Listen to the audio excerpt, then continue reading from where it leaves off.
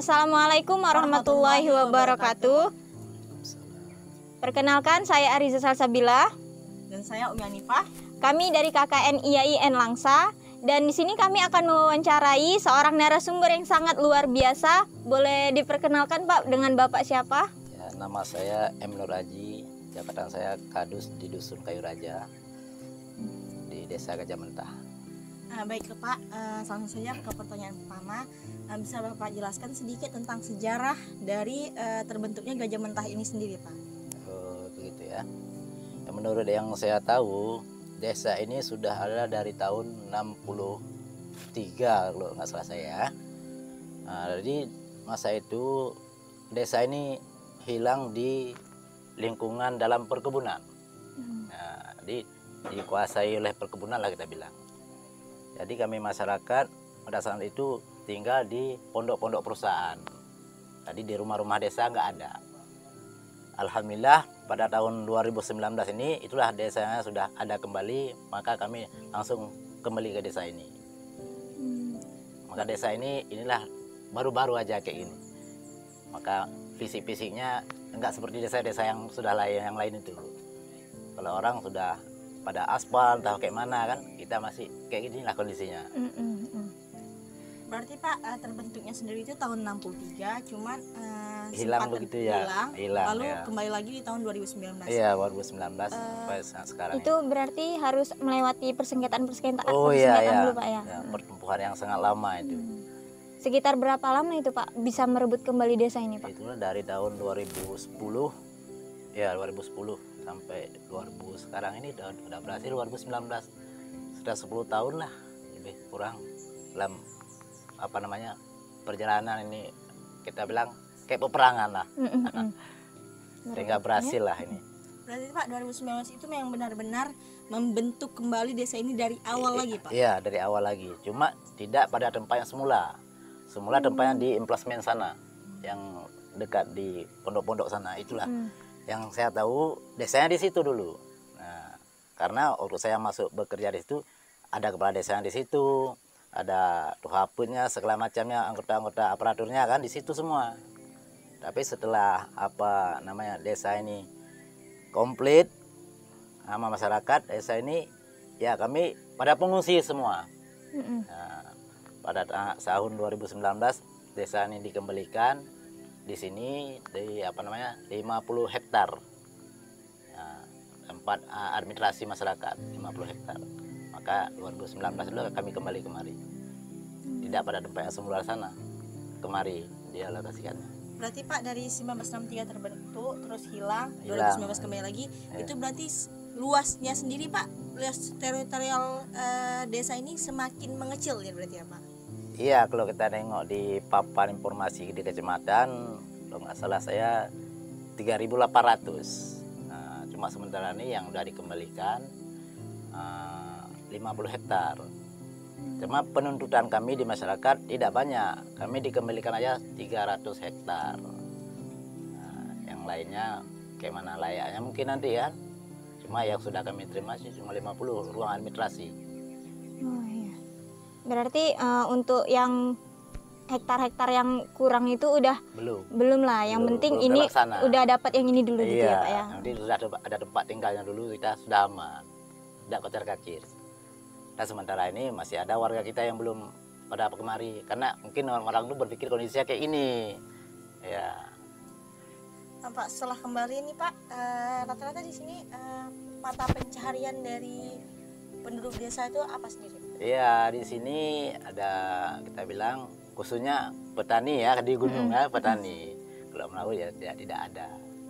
Itulah kadang-kadang ada juga warga kita yang mocok-mocok keluar, entah bangunan, entah apa kan, pulangnya kemari. Berarti mata pencarian fokus pertamanya itu perkebunan di sini, pertanian gitu Pak ya? Iya, pertanian, tanam cabai, tanam sayur, ubi dan segala macam kacang-kacangan. Tapi kita ini ya kan. Tapi nggak sedikit juga gitu Pak masyarakat sini yang keluar untuk kerja lain gitu Pak? Oh enggak, maksudnya yang ada di sini banyak apa bekerja di sini. Banyak bekerja di sini. Jarang bekerja keluar kan, cuma 1-2 mungkin yang apa. Jadi di sini nih Pak ada berapa banyak kakak atau ada berapa banyak kepala manusia di sini. Oh, maksudnya Kepala keluarga. kalau di dusun saya ada 74 kakak. Di dusun satu laginya itu pokoknya kita bilang jumlah kakak 200-an juga di sini. 200-an. Jiwanya ada 500 sekian masuk anak-anak kan. Nah, itulah sekarang yang menempati di sini. Sementara ini kita bilang ada sekitar 50-60. Cuma inilah kayak awak bilang kemarin itu mungkin kondisi jalan orang pada malas balik. Sementara ini karena jalannya udah kita bilang sawah udah bagus sawah. Nah, adik nengok sendiri lah. Jalan induknya aja kayak mana di sana. Masih ada yang di luar gitu Pak ya? Masih ada yang di luar.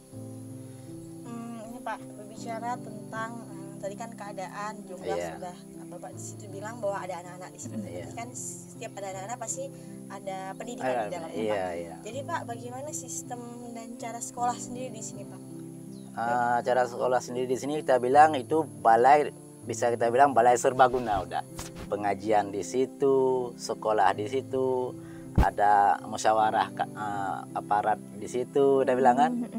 Itulah kondisi kita di sini ya kayak gitu. Belum memadai fasilitasnya. Nah, kalau dulu pembangunan kita bilang ada TPA, pembangunan di sana. Karena dulu kita lah tinggal di sana. Itu pun tanah yang diheba sama perusahaan. Nah, diheba gitu. Apa sejauh ini apa ada perencanaan program untuk perkembangan sekolah di sini Pak?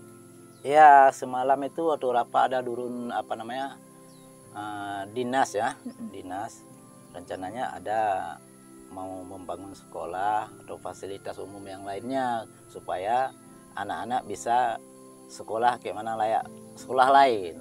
Ya setidaknya bisalah ada beberapa ruangan mungkin kan bisa bergantian. Sementara ini ya sampai kelas 1, kelas 6 di situ semua kumpul. Ya kayak gitulah kondisinya di sini.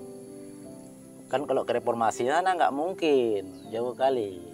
Emang ada sekolah di sana. Seberapa jauh tuh Pak? Dari sini kita bilang 6 kilo lah.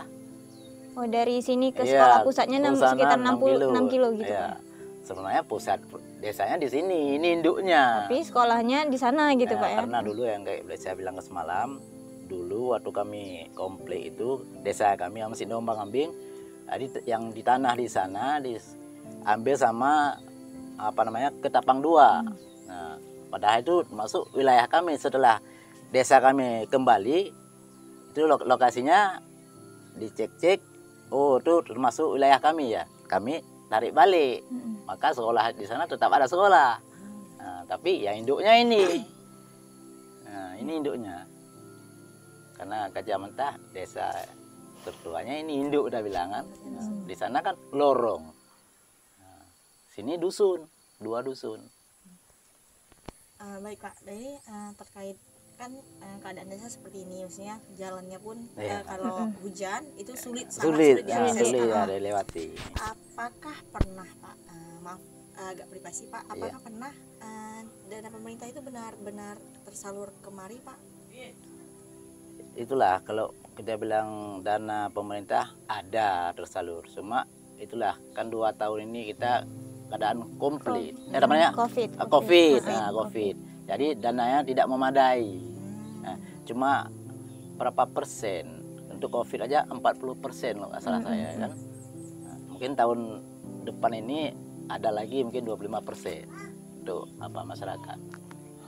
Berarti yang seharusnya untuk desa karena adanya COVID jadi tersalurnya ke COVID dulu gitu Pak. Iya, COVID dulu. Nggak seberapa banyak untuk pembangunan, nggak boleh mungkin kan. Ya nggak bisa. Karena banyak untuk diperlukan untuk COVID. Jadi dana untuk pembangunan bisa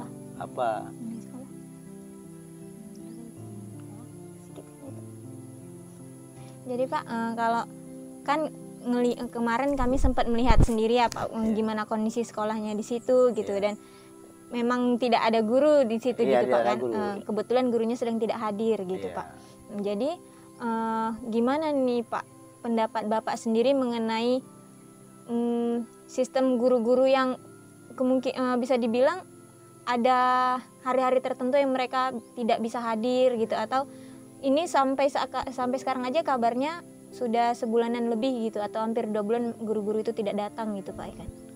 Iya, kita bilang memang sudah hampir 2 bulan. Cuma itulah kemarin tidak lama-lama ini ada guru yang datang, cuma mereka sampai jatuh dan keguguran karena kondisi jalan. Dan kepala sekolahnya pun mengatakan kami waktu rapat di Musrembang sana kan, gurunya bukan nggak mau datang, cuma itulah ibu itu bisa sampai keguguran karena terjatuh. Walaupun kita bilang ada yang laki-laki, itulah kondisi jalannya cukup susah dilewati. Berarti payah kali. Dari pihak sekolahnya sendiri memberi alasan kenapa guru-guru tidak dapat hadir kemarin itu karena kondisi jalan gitu Pak. Yang lain tidak ada. Kondisi jalan seperti bahasanya kering-kering, lancar gurunya. Tiap hari ada 2 orang, 3 orang. Ini kondisi jalan kayak inilah, misalnya kita bilang tersendat gurunya di jalanan. Mungkin itulah alasan gurunya kan, kita mana bisa prediksi yang lainnya. Itu kan apa gurunya saja yang bisa dia. Kalau memang dia mau nempuh ya nempuh kan. Iya.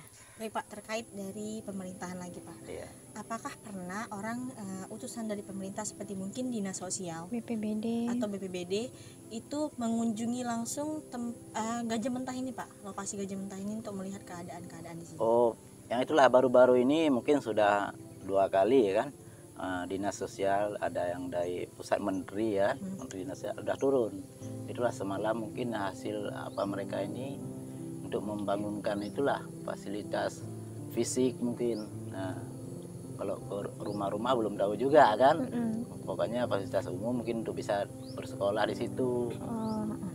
Ya apa MCK mungkin kan. Yang lainnya belum. Berarti mereka ada isu untuk memperbaiki seperti gedung-gedung dulu gitu Pak ya, untuk sekolah dulu gedung-gedung umum gitu Pak ya. Iya, ada. Pembangunan umum.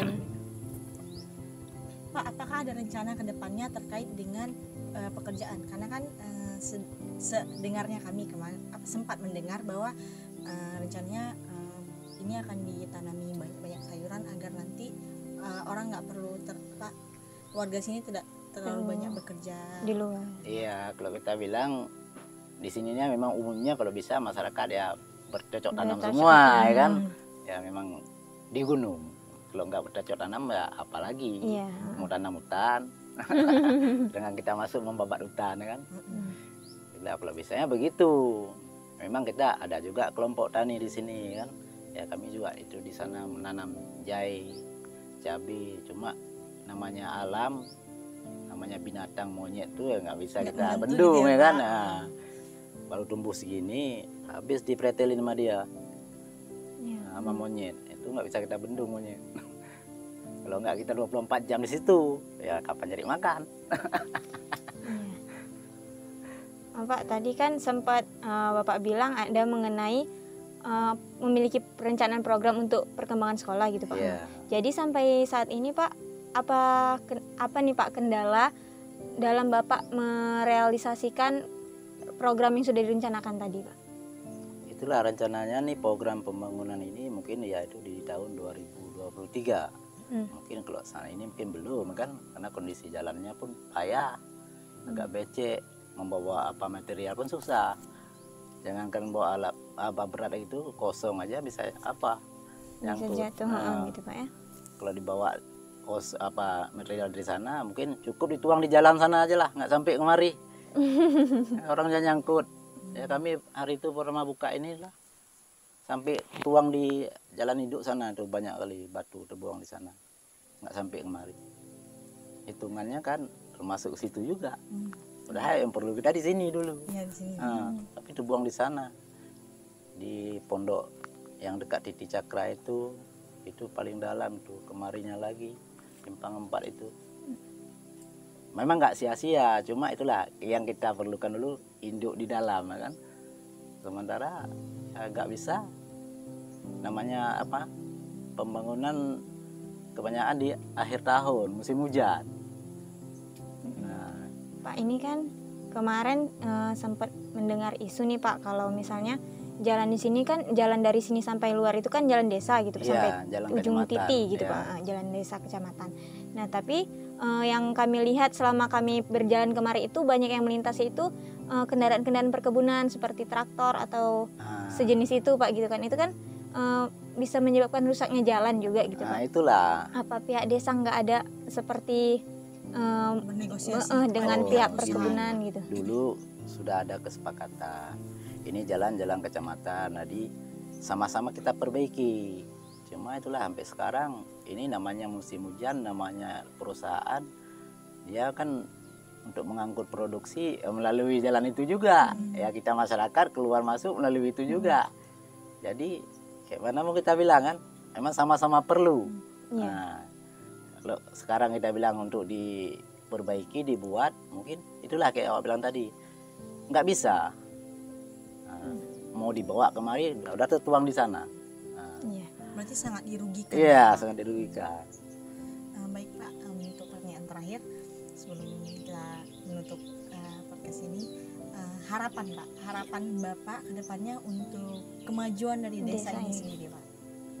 Itulah kalau untuk kemajuan, kalau bisa kami harapkan dari Dinas Menteri Sosial itu sangat segera untuk diperhatikan ini kan, karena ini membutuhkan sangat untuk masyarakat kita di sini. Pertama kondisi jalan, perumahan, itulah tengoklah perumahan kami kayak gini, kayak gubuk semua, kayak gubuk Belanda semua, Vietnam. Itulah kalau bisa kayak balai-balai MCK, siapa tahu ke depan adik-adik yang lainnya datang kemari fasilitasnya memadai, ada ruangan. Ini kebetulan aja kakak itu memberi penumpangan di situ. Kalau enggak, terpaksalah ke rumah-rumah dua orang, mana yang bisa ya kan. Kalau di balai kan nggak mungkin kalau perempuan semua. Ya, Pak Micu juga sangat berterima kasih juga Pak atas semua tumpangan-tumpangan. Sudah diterima di sini dengan baik, disambut hangat. Ini karena tadi udah sampai di pertanyaan terakhir Pak nih. Terima kasih banyak ya Pak sudah sama-sama. bersedia untuk kami wawancarai. Sama-sama. Semoga kami juga ikut membantu doa, hanya bisa doa ya kan. Dan ikut mengangkat isu-isu kecil di sini Pak. Ya kita doakan agar semoga harapan-harapan Bapak itu menjadi kenyataan dengan sesegera mungkin. Itulah kami di masyarakat sangat mengharapkan pembantuan pemerintah ini sangat-sangat diperhatikan. Semoga masyarakatnya hidup aman dan tentram kan. Pertama kondisi jalan inilah, entah mau di aspal atau kayak mana, kita pun belum tahu karena ini program pemerintah juga kan. Ya, kita hanya mengharapkan. Baiklah, dengan berakhirnya pertanyaan terakhir tadi.